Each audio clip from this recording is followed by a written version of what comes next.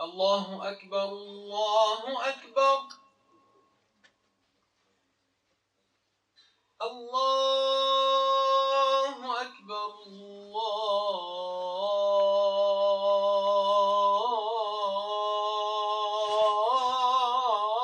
الله أكبر أشهد أن لا إله إلا الله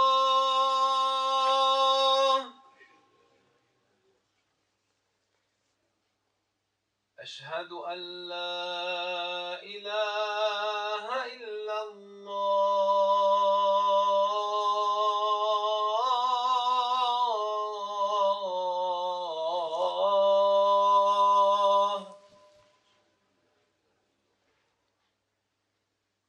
أشهد أن محمدًا رسول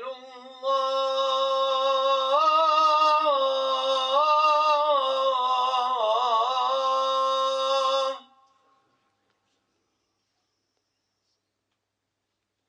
أشهد أن محمدًا رسول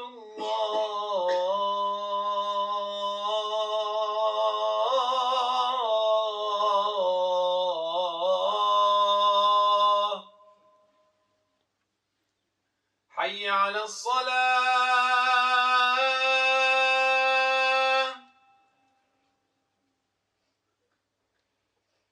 حي على الصلاة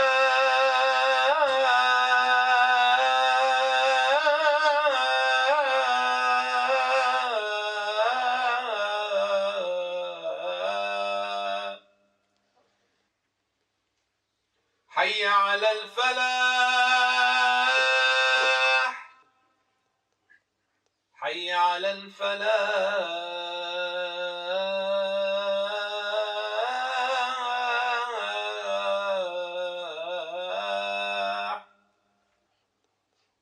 الله أكبر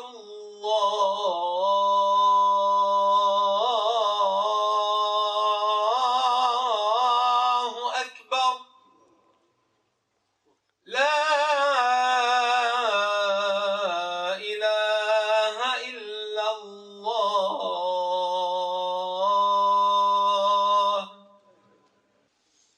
إن الحمد لله نحمده ونستعينه ونستهديه ونشكره ونعوذ بالله من شرور أنفسنا ومن سيئات أعمالنا من يهد الله فهو المهتد ومن يضلل فلن تجد له وليا مرشدا وأشهد أن لا إله إلا الله وحده لا شريك له ولا مثيل ولا شبيه له وأشهد أن سيدنا وحبيبنا وقائدنا وقرة أعيننا محمدا عبده ورسوله وصفيه وحبيبه وخليله بلغ الرسالة وأدى الأمانة ونصح الأمة فجزاه الله عنا خير ما جزى نبيا من أنبيائه اللهم صل وسلم وبارك وأنعم على سيدنا محمد طه الأمين وعلى آله وصحبه الطيبين الطاهرين أما بعد عباد الله فإني أوصي نفسي وإياكم بتقوى الله العلي العظيم ألا فاتقوه وخافوه يقول الله تعالى في القرآن الكريم اليوم أكملت لكم دينكم وأتممت عليكم نعمتي ورضيت لكم الإسلام دينا. Mes frères de foi, je vous recommande ainsi qu'à moi-même de faire preuve de piété à l'égard d'Allah Ta'ala, celui qui a dit dans son livre honoré, ce qui a pour sens: aujourd'hui, j'ai parachevé pour vous votre religion et j'ai accompli sur vous mon bienfait et j'ai agréé pour vous l'islam comme religion. سيدنا عمر بن الخطاب رضي الله عنه قال: قد علمنا اليوم الذي أنزلت فيه هذه الآية والمكان الذي أنزلت فيه يوم عرفة ويوم الجمعة. ونحن اليوم في أفضل أيام السنة، ونحن اليوم في يوم عرفة وفي يوم الجمعة. Notre maître Omar ibn al-Khattab radiyallahu anhu a dit: nous avons su, nous savons quel jour et à quel endroit a été révélé ce verset-là. C'était à Arafat, le jour du vendredi. Et nous sommes aujourd'hui dans un jour similaire. Nous sommes le jour du vendredi et nous sommes le jour de Arafat. وقد قال ابن عباس رضي الله عنه إن هذه الآية نزلت في يوم يكون للمسلمين فيه عيدان، لأن يوم الجمعة عيد للمسلمين ويوم عرفة أيضا عيد للمسلمين. Et Abdullah ibn Abbas radiyallahu anhu a dit que ce verset a été révélé dans un jour qui comporte deux fêtes pour les musulmans. Pourquoi? Parce que le jour du vendredi, c'est un jour de fête pour le musulman. Et le jour de Arafah, c'est un jour de fête également pour le musulman. قال رسول الله صلى الله عليه وسلم: ما من يوم أكثر من أن يعتق الله فيه عبيدا من النار من يوم عرفة. Le prophète sallallahu alayhi wa sallam a dit dans un hadith qu'il n'y a pas un jour dans lequel Allah a franchi autant de gens de l'enfer que le jour de Arafah. Autrement dit, c'est le jour dans lequel Allah Ta'ala pardonne au plus grand nombre.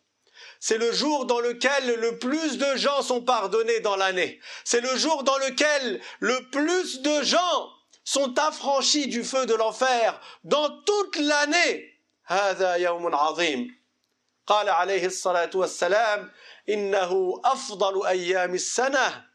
Le prophète sallallahu alayhi wa sallam nous a dit que le meilleur jour dans l'année, c'est le jour de Arafat. C'est aujourd'hui, mes frères.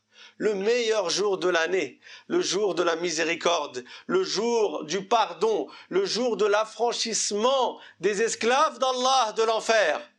Si aujourd'hui on n'espère pas être pardonné, quand on va espérer être pardonné?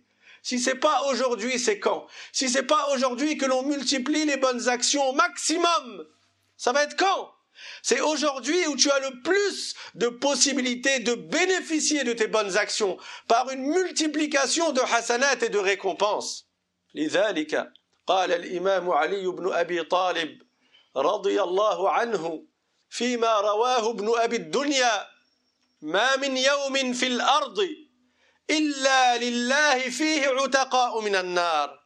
Ali ibn Abi Talib radiyallahu anhu a dit dans ce qu'a rapporté Ibn Abi Dunya: il n'y a pas un jour sur terre sans qu'Allah n'affranchisse des gens de l'enfer. Ça veut dire tous les jours de l'année, il y a des gens, peut-être par leurs bonnes actions, par leur sincérité, par leur abnégation, par leur prière ou autre, Allah les préserve de l'enfer. Allah Ta'ala les affranchit de l'enfer tous les jours de l'année. Mais Ali radiyallahu anhu a dit dans la suite de sa parole: وَمَا مِنْ يَوْمٍ أكثر فيه عتقا من النار من يوم عرفة فأكثر فيه أن تقول اللهم أعتق رقبتي من النار وأوسع لي من الرزق الحلال واصرف عني فسقة الجن والإنس فإنه عامة دعاء اليوم. Il a dit radiyallahu anhu, même si dans tous les jours de l'année il y a des gens qu'Allah a franchis de l'enfer, il n'y a pas un jour dans lequel il y a autant de gens qui sont affranchis de l'enfer que le jour de Arafah. Alors multiplie en ce jour la parole suivante: Allahumma a'tiq raqabati minan nar c'est-à-dire « Oh Allah, affranchis-moi du feu de l'enfer, préserve-moi, épargne-moi, sauve-moi du feu de l'enfer. » Et élargis ma subsistance de sorte à ce qu'elle provienne du halal. Oh Allah, augmente ma subsistance licite. Et éloigne de moi les grands pécheurs parmi les djinns et les êtres humains. Ali ibn Abi Talib radiyallahu anhu a dit, c'est un des du'as que je dis le plus en ce jour. Allahumma a'tiq raqabati minan nar. وأوسع لي من الرزق الحلال واصرف عني فسقة الجن والإنس. Ce dua est complet. Dans l'au-delà, c'est la préservation de l'enfer et de gagner le paradis. Dans ce bas monde, souvent, ce que l'on requiert et ce que l'on demande et ce que l'on souhaite, c'est d'avoir une large subsistance. Ça nous évite beaucoup de soucis. Et que la mauvaise compagnie soit éloignée de nous, que les grands pécheurs s'éloignent de nous, afin que nous soyons préservés dans notre foi. Allahumma la taj'al musibatana fi dinina. Oh Allah, fais que nos épreuves ne touchent pas notre religion, ne touchent pas notre foi. Hadha wa astaghfirullah li wa lakum fa ya fawz al-mustaghfirin. Alhamdulillahi rabbil alamin. Wa sallallahu wa sallam ala sayyidina Muhammadin taha al-amin wa ala alihi wa sahbihi at-tayyibin at-tahirin. أما بعد عباد الله فإني أوصي نفسي وإياكم بتقوى الله العلي العظيم ألا فاتقوه وخافوه واعلموا أن هذا اليوم العظيم ينبغي أن نفعل ونعمل فيه الأسباب التي ينجينا الله تعالى بها من النار. Mes frères de foi, je vous recommande, et en particulier aujourd'hui, de faire preuve de piété en accomplissant ce qu'Allah nous a ordonné et en évitant ce qu'Allah nous a interdit. Et sachez que aujourd'hui particulièrement, il convient de faire un grand nombre de bonnes actions, ce qu'on peut appeler les causes qui vont nous permettre d'être affranchis du feu de l'enfer. وَمِنْ هَذِهِ الْأَسْبَابِ الصِّيَامِ. Et bien sûr, parmi ces causes, il y a le jeûne du jour de Arafah. Le prophète sallallahu alayhi wa sallam a dit dans un hadith que le jeûne du jour de Arafah, ça efface les péchés, c'est-à-dire les petits péchés, comme l'a dit l'imam al-Nawawi, ça expie les péchés de l'année qui va suivre et de l'année antérieure. 2 ans de péché, plus de 700 jours de péchés qui sont effacés par un jour de jeûne. النبي صلى الله عليه وسلم قال يكفر السنة الماضية والباقية. Le jour de Arafat, celui qui le jeûne, cela efface ses petits péchés de l'année précédente et même de l'année qui va suivre.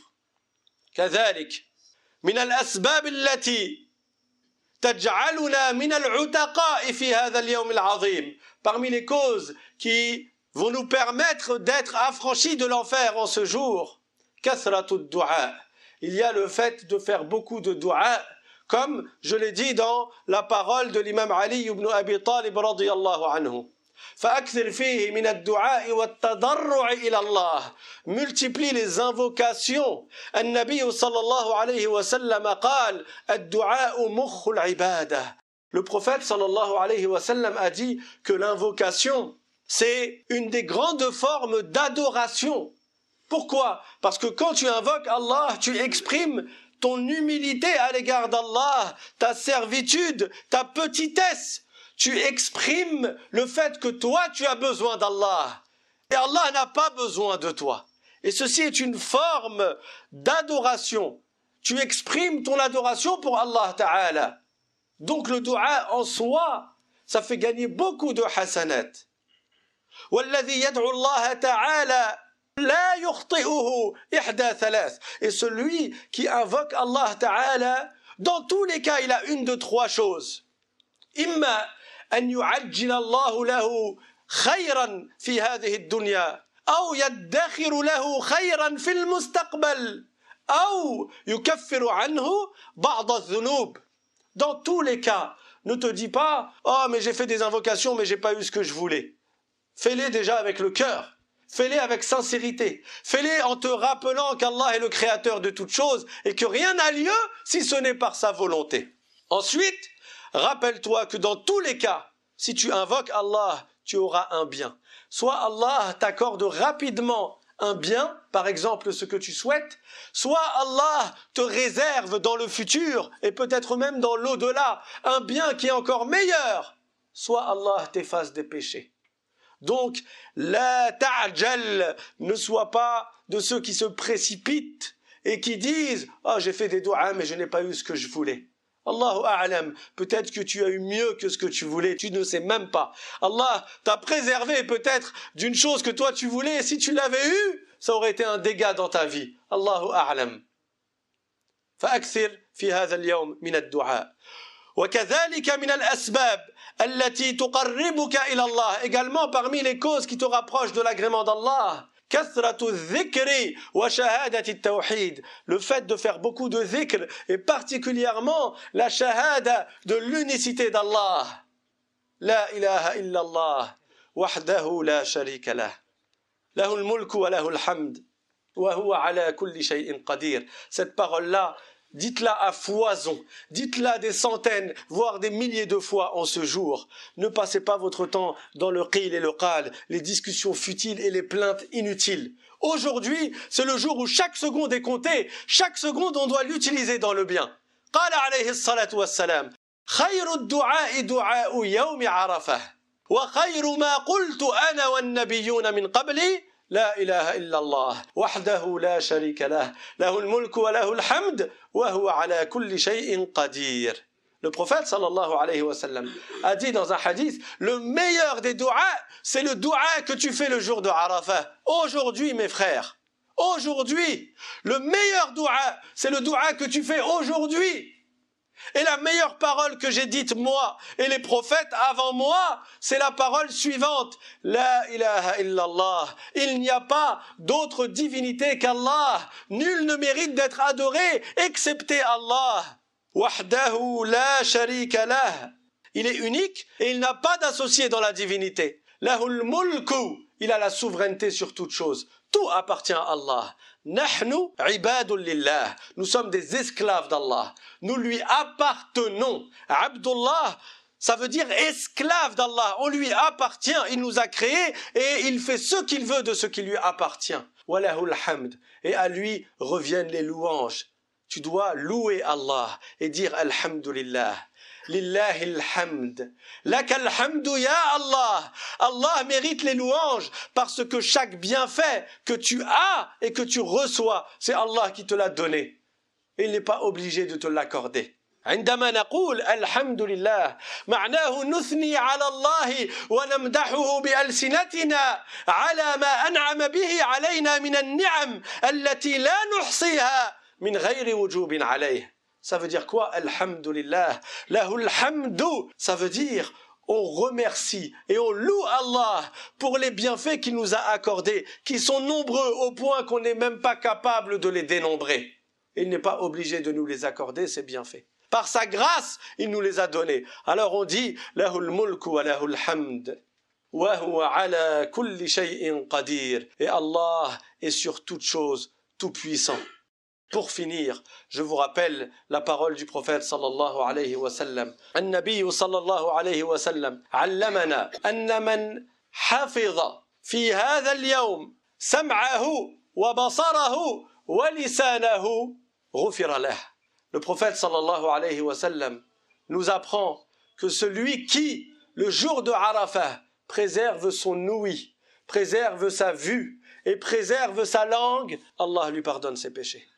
Il préserve son ouïe, il ne tombe pas dans le haram avec son oreille, il ne va pas écouter de la musique interdite, les instruments à cordes et à vent. Il ne va pas écouter la médisance, al-ghibah, al-muharramah, les gens qui parlent sur les autres en mal. Il ne va pas écouter an-namimah, ceux qui colportent les paroles des uns aux autres pour semer la discorde. Il ne va pas écouter les paroles interdites. Yahfadhu sam'ah, il préserve son ouïe. Il préserve sa vue. Il ne regarde pas ce qu'Allah lui a interdit de regarder. Il ne regarde pas les zones de pudeur des autres. Il ne regarde pas les autres avec désir, sauf la personne qui lui est permis de regarder avec désir, qui est son épouse ou bien son époux. Il fait attention à ne pas regarder dans les affaires des gens, alors qu'il n'accepte pas qu'ils regardent dans leurs affaires. Il ne va pas fouiller dans les affaires de son frère. Il ne va pas surveiller par le petit coin ou la fente d'une fenêtre ce qu'il y a dans la maison de son frère. Tout ceci est haram, qu'il préserve son œil. فَلْيَغُضَّ الْبَصَرَ, qu'il regarde par terre, pour éviter la fitna. Regarde au sol, et comme ça tu es tranquille. وَلْيَحْفَظْ لِسَانَهُ, et qu'il préserve sa langue. وَقَدْ قَالَ عَلَيْهِ الصَّلَاةُ وَالسَّلَامُ أكثر خطايا ابن آدم من لسانه. Le prophète sallallahu alayhi wa sallam a dit dans un hadith que la plupart des péchés du fils d'Adam alayhi salam, proviennent de sa langue. La plupart des péchés, on les commet avec notre langue. Alors que la personne fasse attention, aujourd'hui particulièrement, à ne parler que pour dire du bien. Tu veux parler, fais du dhikr. Mets une subha dans ta poche. Comme ça va te rappeler de faire du dhikr à chaque fois que tu mets la main dans la poche. Tu mets une subha ou un compteur dans la poche, dans la voiture, à côté du lit, à côté du canapé. Ça coûte pas cher, ça coûte même pas 2 €. Tu mets ça partout. Dès que tu vas t'asseoir quelque part ou mettre ta main dans ta poche, tu te rappelles de faire du dhikr. Habituez-vous à faire cela tous les jours de l'année, mais aujourd'hui particulièrement. Tu as envie de discuter avec quelqu'un, tu sens que la discussion elle va partir dans le futile et l'inutile, tu lui dis, si tu veux on se réunit, on fait du dhikr. Si tu veux on se réunit, on récite le Coran. Si tu veux on se réunit, on fait des du'a. وقد أسس بعض العلماء شيئا يسمى التعريف وهو أن يجتمعوا في المسجد وإن لم يكونوا في أرض عرفات يجتمعون في المسجد ليذكروا الله تعالى ليتشبهوا بإخوانهم الذين يحجون وهم في عرفات. وأول من فعل ذلك عبد الله بن عباس رضي الله عنه. Également, parmi les habitudes qu'ont pris les musulmans, les vertueux, c'est de se réunir en ce jour, après la prière du Asr par exemple, dans la mosquée pour faire du dhikr. C'est pas quelque chose que le prophète a dit de faire précisément, mais c'est un bien. Et ça nous permet de nous rapprocher et de faire des choses similaires à ce que font nos frères au Hajj, à Arafat, aujourd'hui même. Et le premier à avoir fait cela, c'est Abdullah ibn Abbas, le cousin du prophète sallallahu alayhi wa sallam. Et ça s'appelle at-ta'rif, que l'on se réunisse dans la mosquée en ce jour et qu'on fasse du zikr ensemble, et qu'on récite du Coran, et qu'on fasse des invocations, et ainsi de suite. Wa'lamu ibadallah, anna Allah amarakum bi amrin azim. أمركم بالصلاة والسلام على نبيه الكريم فقال في القرآن الكريم إن الله وملائكته يصلون على النبي يا أيها الذين آمنوا صلوا عليه وسلموا تسليما اللهم صل على سيدنا محمد وعلى آل سيدنا محمد كما صليت على سيدنا إبراهيم وعلى آل سيدنا إبراهيم وبارك على سيدنا محمد وعلى آل سيدنا محمد كما باركت على سيدنا إبراهيم وعلى آل سيدنا إبراهيم في العالمين إنك حميد مجيد اللهم إنا دعوناك فاستجب لنا دعاءنا فاغفر اللهم لنا ذنوبنا وإسرافنا في أمرنا وكفر عنا سيئاتنا وتوفنا وأنت راض عنا يا رب العالمين اللهم اجعلنا هداة مهتدين غير ضالين ولا مضلين اللهم آتنا في الدنيا حسنة وفي الآخرة حسنة وقنا عذاب النار ربنا لا تزغ قلوبنا بعد إذ هديتنا وهب لنا من لدنك رحمة إنك أنت الوهاب اللهم أعتق رقابنا من النار اللهم أعتق رقابنا من النار اللهم أعتق رقابنا من النار وأوسع لنا من الرزق الحلال واصرف عنا فسقة الجن والإنس يا رب العالمين اللهم إنا نسألك من خير ما سألك عبدك ونبيك محمد صلى الله عليه وسلم ونعوذ بك من خير ما استعاذ منه عبدك ونبيك محمد صلى الله عليه وسلم اللهم إنا نسألك الجنة وما قرب إليها من قول وعمل ونعوذ بك من النار وما قرب إليها من قول وعمل اللهم احفظ جوارحنا من المعاصي والآثام والذنوب يا رب العالمين اللهم احفظ قلوبنا من الأمراض الحسية والمعنوية اللهم احفظ قلوبنا من الرياء والعجب بطاعتك يا رب العالمين اللهم احفظ قلوبنا من العجب بطاعتك يا رب العالمين واحفظ قلوبنا من الرياء والحسد والحقد يا أكرم الأكرمين اللهم احفظنا واحفظ أهالينا من العين والحسد يا رب العالمين.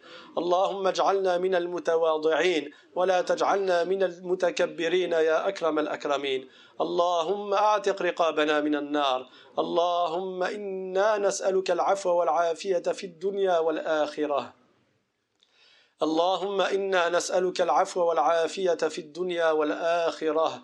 اللهم عافنا في أبداننا وأسماعنا وقوتنا يا رب العالمين ما أحييتنا، واجعله الوارث منا، واجعل ثأرنا على من ظلمنا، وانصرنا على من عادانا، ولا تجعل الدنيا أكبر همنا ولا مبلغ علمنا. اللهم لا تجعل مصيبتنا في ديننا. اللهم لا تجعل مصيبتنا في ديننا. لبيك اللهم لبيك، لبيك لا شريك لك لبيك، إن الحمد والنعمة لك والملك لا شريك لك. اللهم ارزقنا الحج والعمرة يا رب العالمين. اللهم اغفر للمؤمنين والمؤمنات الأحياء منهم والأموات. اللهم أنبت أولادنا نباتا حسنا. اللهم أنبت أولادنا نباتا حسنا يا رب العالمين. اللهم ارزقنا ذرية صالحة. اللهم اغفر لنا خطايانا. اللهم سامحنا واعف عنا. اللهم أكرمنا بالجنة يا أكرم الأكرمين. اللهم أجرنا من النار. اللهم قنا عذاب القبر وقنا عذاب النار. اللهم قنا عذاب القبر وقنا عذاب النار. اللهم احفظنا وأجرنا من عذاب القبر يا رب العالمين. اللهم نور قلوبنا وقبورنا. اللهم اجعل آخر كلامنا لا إله إلا الله محمد رسول الله. عليها نحيا وعليها نموت وعليها نبعث إن شاء الله آمنين مطمئنين سالمين. اللهم أدخلنا الفردوس الأعلى. اللهم ارزقنا ما لا عين رأت ولا أذن سمعت ولا خطر على قلب بشر. اللهم ارزقنا ما لا عين رأت ولا أذن سمعت ولا خطر على قلب بشر. اللهم اجمعنا بنبينا محمد صلى الله عليه وسلم في جنات النعيم. اللهم اجمعنا به في الفردوس الأعلى. اللهم إنا نسألك الجنة وما قرب إليها من قول وعمل، ونعوذ بك من النار وما قرب إليها من قول وعمل. اللهم أعتق رقابنا من النار. اللهم أعتق رقابنا من النار. اللهم أعتق رقابنا من النار. اللهم ارزقنا توبة نصوحا لا نعصيك بعدها أبدا. اللهم ارزقنا توبة نصوحا لا نعصيك بعدها أبدا. اللهم ارزقنا توبة نصوحا لا نعصيك بعدها أبدا. اللهم اغفر لنا ولوالدينا المسلمين وارحمهم كما ربونا صغارا يا رب العالمين. اللهم اجعلنا لهم بارين واجعلهم عنا راضين يا رب العالمين. اللهم ارزقنا بر الوالدين. اللهم ارزقنا طاعة الوالدين. اللهم ارزقنا رضا الوالدين.